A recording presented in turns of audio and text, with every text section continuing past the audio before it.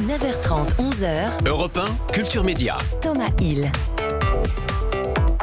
Et on démarre bien sûr cette émission avec la session de rattrapage de Jean-Luc Lemoyne. Et Jean-Luc, j'imagine que vous connaissez bien Bruno Henriquet, non ? Évidemment, comme Marlène à côté de moi, qui m'a quand même dit tout à l'heure « Oh, t'as vu, on reçoit Bruno Henriquet ».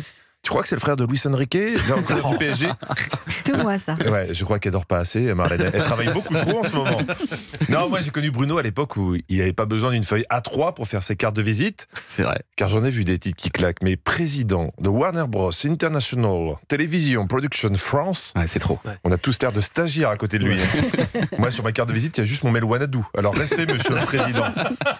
Jean-Luc@wanadoo.fr. Vous êtes retourné à vos études en regardant L'école à remonter le temps, hein, justement produit par notre invité Jean-Luc. Oui, et vous savez que ça me coûte de faire des compliments, mais j'ai adoré ça. 15 collégiens, 3 professeurs et 1 directeur d'établissement ont accepté de vivre une expérience unique. Oui, ils ont essayé l'école avec un ministre de l'Éducation qui ne change pas tous les 15 jours. Frisson garanti, c'était jamais arrivé. Non, la bonne idée du programme, c'est de s'étaler sur 4 époques différentes. Ouais. Retour en 1880, 1930, 1950 et 1980. Quelles belles années où l'instituteur était une figure respectée, l'école était un sanctuaire et on pouvait taper les élèves. En 1880, il y avait une inspection de l'hygiène des élèves tous les matins. Si vous voulez vivre 40 ans, qui est l'âge moyen de vie en France aujourd'hui, il faut être propre. Si c'était pas génial cette époque, 40 ans, t'avais la retraite à 60 ans, tu mourrais à 40. C'est génial. Si Bruno Le Maire cherche une solution pour le déficit des retraites, moi je dis que c'est une piste à explorer. Autre petite surprise, en 1880, quand les élèves avaient soif, on ne leur servait pas de l'eau. Du vin. Oui, c'est du vin. Je suis désolée, mais tu fais boire de l'alcool à un mineur tous les jours ? Ça m'étonne pas qu'on soit mort à 40 ans. Voilà. Oui, peut-être, mais un enfant ivre était un enfant qui s'endort tôt. Et ça n'a pas de prix. C'est vrai. Mais la raison de la consommation de vin se justifie autrement en 1880. C'est surtout parce qu'avoir de l'eau potable, ce n'est pas facile. Et puis en plus de ça, on peut attraper le choléra, une dysenterie. Et là, je voudrais faire une pause et un mea culpa. Ça fait des mois que Julien Pichetet m'explique que l'eau c'est dangereux et que c'est pour ça qu'il n'en boit pas. Eh bien, je voudrais m'excuser d'avoir douté de lui. C'est vrai qu'il est très très strict là-dessus. C'est terrible. Mais bon, là on est quand même en 2024 maintenant, il est peut-être temps d'évoluer un petit peu. Vous êtes en 2024, pas Julien. Qu'on soit bien clair.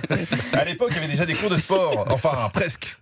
Donc nous allons commencer par une séance de natation à sec. La natation à sec.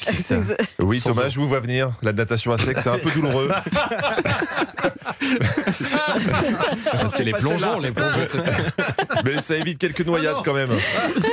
En fait, tu apprends la natation le ventre posé sur un petit tabouret. C'est très ingénieux, mais si un jour tu tombes à l'eau et que t'as pas ton petit tabouret, tu coules. Hein. Il y avait aussi des exercices militaires pour les garçons. L'exercice militaire, il était vraiment bien. Alors qu'à l'heure d'aujourd'hui, on fait du frisbee, ça sert à rien. Ça se discute. Il est bon, lui, je l'adore. Vous savez qu'en temps de guerre, surprendre l'adversaire, c'est toujours important. Imaginez, on est en 1870, les Allemands sont sur le point de gagner la guerre, et là, bim, vous sortez des frisbees. Je ne suis pas sûr de la victoire, mais on aurait eu la surprise. Ah ouais. Et à la fin de l'année, en ces années-là, on passait le certificat d'études. Je vous rappelle que ceux qui obtiendront leur certificat d'études seront dispensés du reste de l'instruction obligatoire.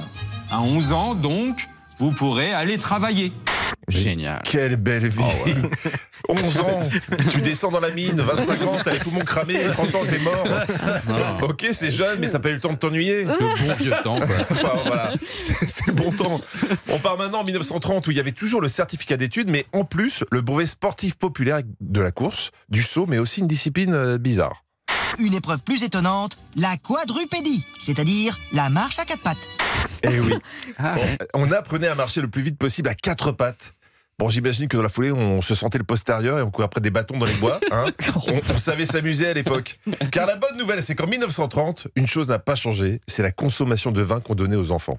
On pense alors que l'alcool aide les enfants à rester en bonne santé, qu'il favorise aussi leur croissance et stimule leur intellect. Et les médecins préconisaient une consommation régulière. Alors, je précise, les médecins de l'époque sont les enfants à qui on donnait du pinard quand ils étaient petits. La boucle est bouclée. Hâte de voir la suite. La suite, on va en parler dans un instant avec Bruno Henriquet. Merci Jean-Luc Lemoyne et on vous retrouve demain. Puis d'ici là, en replay sur europe1.fr.